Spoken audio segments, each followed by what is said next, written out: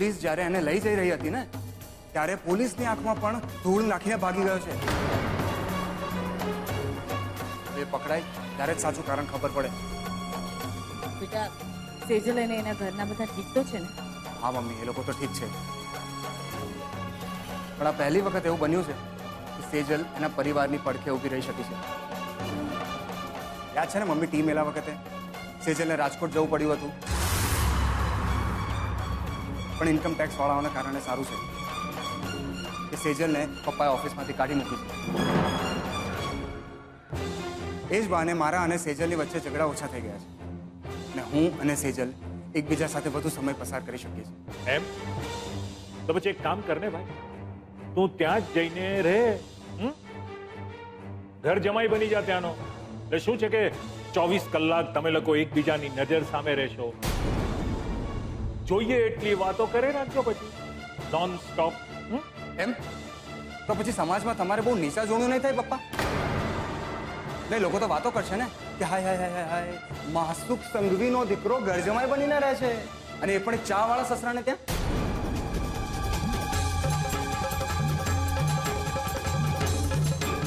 રૂપેશ, રૂપેશ બેટા ઉભો રે. રૂપેશ,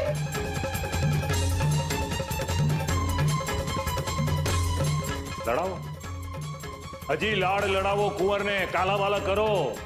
રોજનો લાખ રૂપિયો રડીને મૂકે છે ને મારા હાથમાં.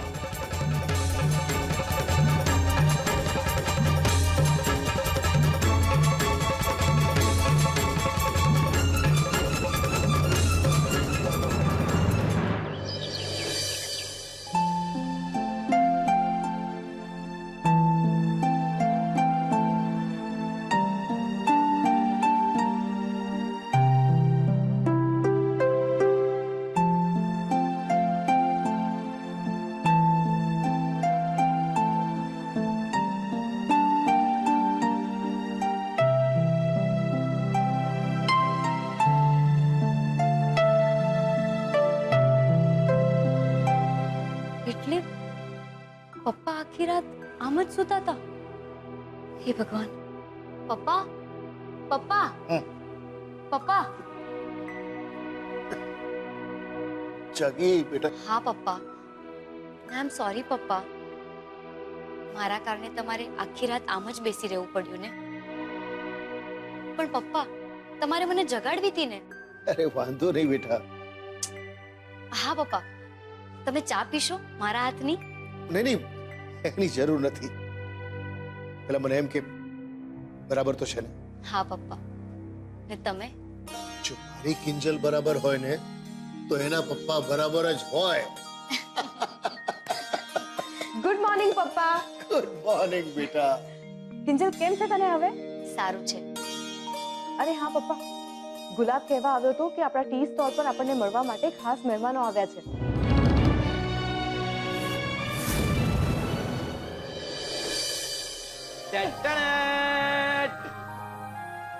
સાહેબ, અમારા ટી સ્ટોલ ની ચા માટે એવું કહેવાય છે કે ટ્યુબલાઇટમાં ટ્યુબલાઇટ જેવો માણસ પણ અમારા ટી સ્ટોલ ની ચા પીવે ને તો બીજી જ મિનિટે 100 વોલ્ટના બલ્બ ની જેમ ચમકારા મારવા લાગે. તો જઈએ ત્યારે અમારા માટે થર્મોસમાં ભરી દે છે, મનિયા માટે. હા. કેમ, શું થયું? ભાઈ એ તો વાત છે. લ્યો, સાહેબ પણ આવી ગયા. કિંજલબેન અને સેજલબેન પણ આવી ગયા. સાહેબ, આ છે નીલભાઈ, આ છે દીપાલીબેન અને પેલા છે ચિરાગભાઈ. નમસ્તે. બેસો બેસો બેસો. ચા પીઓ. હા.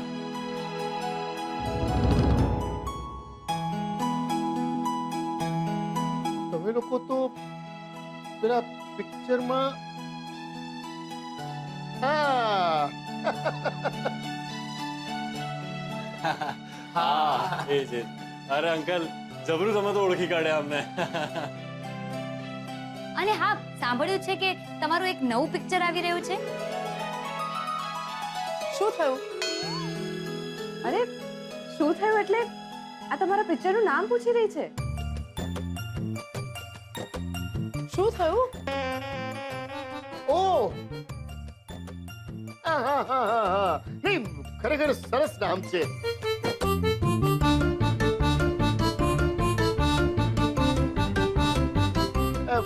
પણ મને કહેશો કે પિક્ચરમાં એવું તો શું થયું કે આવું નામ રાખ્યું? શું થયું? વેલ અંકલ, એના માટે તો તમારે પિક્ચર જોવી પડશે.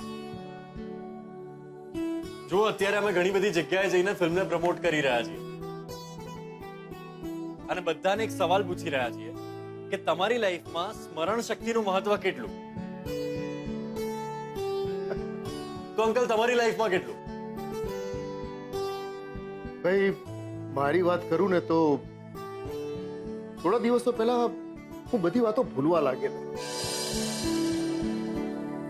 એટલે હું તો એટલું જ કહીશ કે સ્મરણ વગરનો માણસ એટલે જીવતે જીવત મરણ. અરે વાહ અંકલ, શું મસ્ત ડાયલોગ માર્યો છે તમે. હા, જેમ નીલે પિક્ચરમાં શોટ માર્યો તો. એક મિનિટ. આ મને બરાબર ખબર છે. આપણે બધા ક્રિકેટ રમતા હતા અને પેલા ચીકણાએ બોલ નાખ્યો અને ઓલા નીલિયાએ શોટ માર્યો અને પછી હું બોલ પકડવા પાછળ ગયો અને મારો પગ લપસ્યો. ભાઈ સંભાળ. અને પછી મને માથામાં વાગ્યું. પછી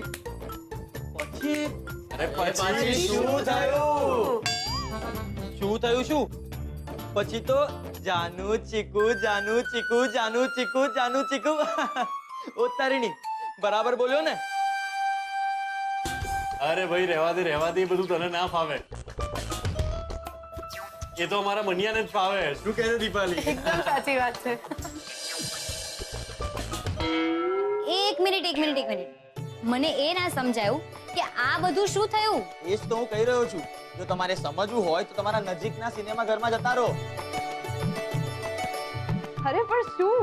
આ 24 ઓગસ્ટે અમારી એક ફિલ્મ રિલીઝ થઈ છે જેનું નામ છે શું થયું? તો તમે પણ પહોંચી જાઓ તમારા નજીકના સિનેમા ઘરોમાં તમારા પરિવારજનો અને મિત્ર મંડળ સાથે જોવા શું થયું? ખુશ્બુ, મારું બેડ લગ જ ખરાબ છે. જ્યારે હોય ત્યારે ઓલી કિંજલ બચી જાય છે. સાચું કીધું. ઓલા ઉત્કર્ષ વખતે તો કેવી દવા કામ કરી ગઈ હતી, પણ આ વખતે ઓલા માસુકનો છોકરો નડી ગયો.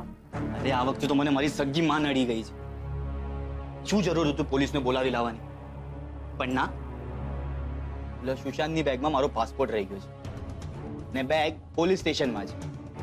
અને એ ભાઈ સાહેબ તો રફુ ચક્કર થઈ ગયા છે અને એના બદલામાં પોલીસે એવી જગ્યાએ દંડો માર્યો છે કે હું સરખી રીતે બેસી પણ નથી શકતો. ક્યાં છુપાઈ ગયો છે? ભલે ને ખોવાઈ જતો, જશે ક્યાં? આ ખુશ્બુની જબાન છે કે આજે નહીં તો કાલે શોધતો આવશે જ તારી પાછળ. ના રે, મને ખબર છે કે નહીં આવે. અને જો આવશે ને સૌથી પહેલા એને બે ઠોકીશ અને કઈ ચલપટ. એ બેવકૂફ, આ બેવકૂફી ક્યારેય નહીં કરતો. હા, તું લખીને રાખ, સુશાંત તારો કોન્ટેક્ટ કરશે જ. અને જો નહીં કરે ને તો તારી બધી ઉધારી માફ. સાચે? જલસા કર રાજા. અસલી ખેલ તો હવે શરૂ થાય છે. હવે આવશે અસલી મજા, ખેલ કૂતરા અને બિલાડીની વચ્ચે.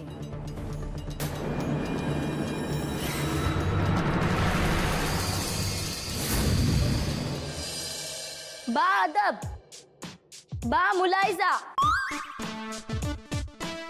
होशियार, किंजल देवी की सवारी फिर से अपने रूम में पधार रही है.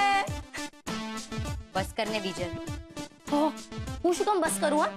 આજે દુકાને આટલા મસ્ત મહેમાનોને તમે મળીને આવ્યા ને મને યાદ પણ ના કરીને. અરે કરી હતી ને, જ્યારે પપ્પાએ અહીંથી બહુ જ સારા લોકોને વિદાય કર્યા ને ત્યારે તને બહુ યાદ કરી. સાચે સેજલ દીદી, તે મને કહો ને, પપ્પાએ બાને જ્યારે ગેટ આઉટ કહ્યું ત્યારે બાનું મોઢું કેવું થઈ ગયું હતું? કેવું હોય, આવડું થઈ ગયું હતું. હું તો કહું છું આટલાથી પણ છે ને આટલું થઈ જવું જોઈતું હતું, સાવ ચણોટી જેવું. પણ મને એક વાત નથી સમજાતી કે કિંજલના લગ્ન કરાવીને બાને શું મળી જાત? બાની તો ખબર નહીં, પણ સુશાંત પર ભરોસો કરી મને જીવનનો સૌથી મોટો પાઠ જરૂર મળી ગયો છે. એને જ્યારે મને ઉત્કર્ષની સામે પ્રપોઝ કરી તો મને થયું કે ઉત્કર્ષને ઈર્ષા થઈ રહી છે, એટલા માટે બડબડ કરી રહ્યો છે. પણ હવે મને સમજાયું કે આપણા બધામાંથી ફક્ત એક ઉત્કર્ષ જ હતો જેને સુશાંતના આશયનો પહેલેથી જ અણસાર આવી ગયો. હા, પણ કિંજલ, માની લઈએ કદાચ હા, જો બાય ચાન્સ તારા અને સુશાંતના લગ્ન થઈ ગયા તોય તો સુશાંતને તારો હસબન્ડ થોડી સ્વીકારવાની હતી. હા, પણ એકવાર લગ્ન થઈ ગયા પછી સામાજિક દબાણ તો નાખી શકાય ને, બા જેવા લોકો થકી. હો, એટલે કે તારું કેવું એમ છે કે તું સુશાંતને ધીરે ધીરે પ્રેમ કરવા લાગત? બિલકુલ નહીં. કોઈ દિવસ પ્રેમમાં જબરદસ્તી કામ નથી કરતી. તો પછી આ પ્રોબ્લેમનો સોલ્યુશન શું? સુશાંતનો મેલ ઈગો. એકવાર એનો ઈગો છોડી દેશે ને પછી બધું જ ઠીક થઈ જશે. એ ઠીક થાય ન થાય, પણ આપણે ત્રણેય સાથે છીએ અને કિંજલ સુરક્ષિત. બીજું આપણને શું જોઈએ છે? હા, હવે તો આવા દે પેલા સુશાંતને. મારા એક હાથમાં રેકેટ છે ને બીજા હાથમાં સુશાંતના નામનું શટલકોક. તબાક તબાક તબાક.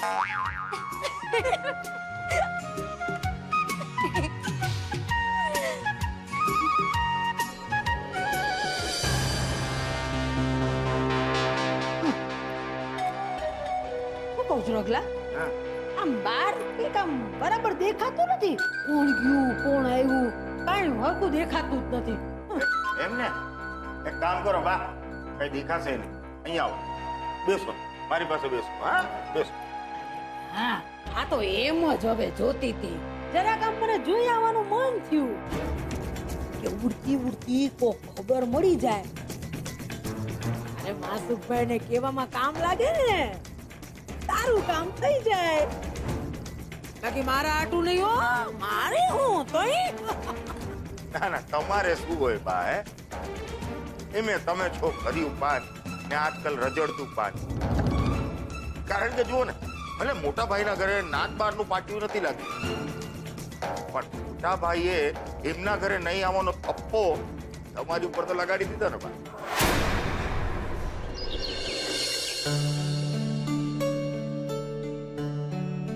જો આ આઈટી કંપની વાળા છે ને, એ લોકો જે લોકોએ સીએ ની એક્ઝામ આપી હોય ને એ લોકોને ખાસ જોબ ઓફર કરે છે. હું વિચારતી હતી અપ્લાય કરું. જય જિનેન્દ્ર મીરાબેન. અરે પદ્માબેન, તમે? જય જિનેન્દ્ર. આવો આવો. મમ્મીજી તમે? હા બેટા, સુખી થાજે. હું તને નહીં, મારી કિંજલને મળવા આવી છું. રૂપેશે મને બધી જ વાત કરી. કેમ છે હવે તું બેટા? સારું છે. અને સારું હોવું જ જોઈએ. એક વાત સમજી લો, ભગવાન સારા માણસો સાથે ક્યારે પણ ખરાબ નથી કરતા. એમ સમજવાનું કે આપણા કોઈ કર્મ ભોગવવાના બાકી રહી ગયા છે. સમજી બેટા? હા, એ તો છે જ. પણ જો રૂપેશ જીજુ સમયસર ન આવ્યા હોત ને તો. કેમ ના આવે રૂપેશ સમયસર? તે પણ તો સમયસર એનો જીવ બચાવ્યો હતો.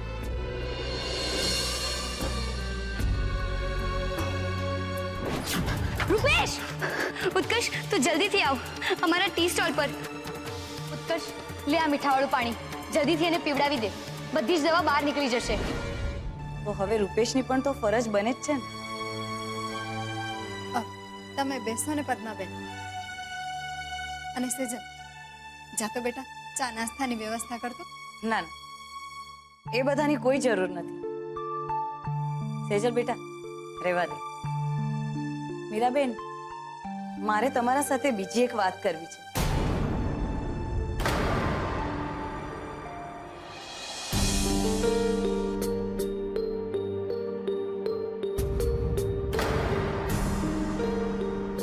આ 1 લાખ રૂપિયા છે મીરાબેન. 1 લાખ? શેના માટે? કેમ અમારા માથે તમારું લેણું છે. અમારા લીધે તમારે 3 લાખનું નુકસાન થયું છે, તો પૈસા તો ચૂકવવા પડે કે નહીં? તો આ 1 લાખ એમાંનો પહેલો હપ્તો છે. જેવી રીતે સેજલ ઓફિસમાં ચૂકવતી હતી મોહનભાઈની દવાના પૈસા હફતે હફતે. કેવી વાત કરો છો આંટી? તમે શું કામ પૈસા ચૂકવો? હા, આ વાત અમારી અને માસુક અંકલ વચ્ચેની છે. પ્લીઝ તમે નહીં પડો વચમાં. સાચી વાત કરી તે બેટા. વચમાં તો મારે ત્યારે પડવું જોઈતું હતું જ્યારે તું અને મોહનભાઈ અમારા ઘરે આવ્યા અને રૂપેશના પપ્પા. બેટા, નુકસાનનું તો એવું છે ને કે અમને પણ એટલું જ નુકસાન થયું છે, પણ હવે શું થાય? મોટા માણસો સાથે તમે ઓળખાણ રાખો, હા, એમની ઓળખાણ ભોગવો, સંબંધો ભોગવો, તો પછી ક્યારેક ક્યારેક આપણે પણ થોડો ભોગ આપવો પડે. એ દિવસે જે થયું એ નહોતું થવું જોઈતું બેટા. ને માણસની સાચી પરખ ત્યારે જ થાય છે જ્યારે સામેવાળો મુસીબતમાં હોય. એટલે રૂપેશના પપ્પા વતી હું તારી અને મોહનભાઈની માફી માંગુ છું. એટલે પ્લીઝ આ પૈસા લઈ લે બેટા. મમ્મીજી પ્લીઝ, તમારે આ બધું કરવાની કઈ જરૂર નથી. અને તમે આમ હાથ ન જોડો. અત્યાર પૂરતા તો પૈસા ચૂકવાઈ ગયા છે. હા, ને અમારું તો ફક્ત 3 લાખનું જ નુકસાન થયું છે. માસુક અંકલને તો 1 કરોડનો ફટકો પડ્યો છે. એટલે આ પૈસા તમે જ રાખો. હા પદ્માબેન, આપણે તો બધા ઘરના કહેવાય, અને ઘરનામાં માન અપમાન એવું બધું ના હોય. તમે અહીંયા આવ્યા ને એમાં જ બધું આવી ગયું.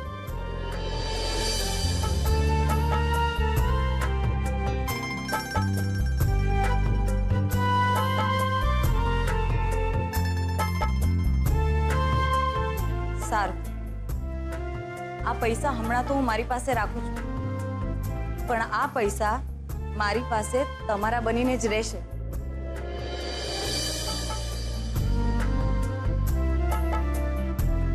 જય જીનેન્દ્ર. જય જીનેન્દ્ર.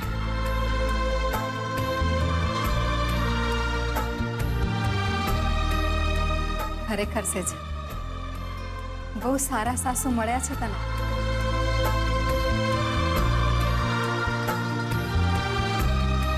જરાય નહીં હો રગલા, મારા મોહને ઓળખતો હતી તું જો. હમણાં બા બા કરતો આવશે મને તીગડવા. તઈ ઓ બા, આવું કઈ નહીં થાય. દોડે દિયે સપના નહીં જુઓ. રગલા, આ બધી સપનાની તો મોકાણ છે. નાના સવાસો નાળિયેર વધી રમે તોય મારી માવડી નો રીજાણી તે નો જ રીજાણી. ઉખાડો નફટ નકટો સુશાંત્યો ભાગી ગયો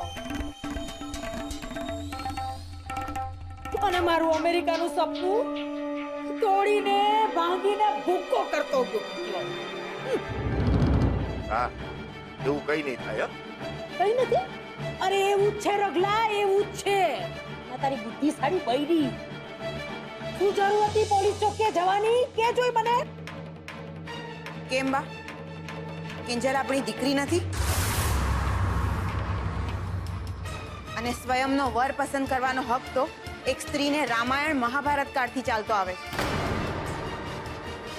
તો પછી કિંજલને એની મરજી વિરુદ્ધનું લગ્ન શું કામ કરાવવાનું?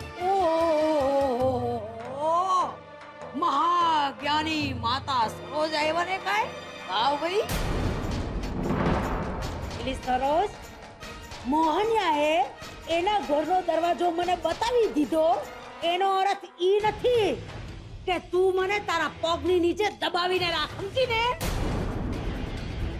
કાન ખોલીને સાંભળી લેજે. આ ઘર મારા દીકરા રાઘવનું છે. મારી મરજી હશે ને ત્યાં લગન અહીંયા હું રહીશ. કહું છું, મને કોણ રોકે છે? હું રોકીશ.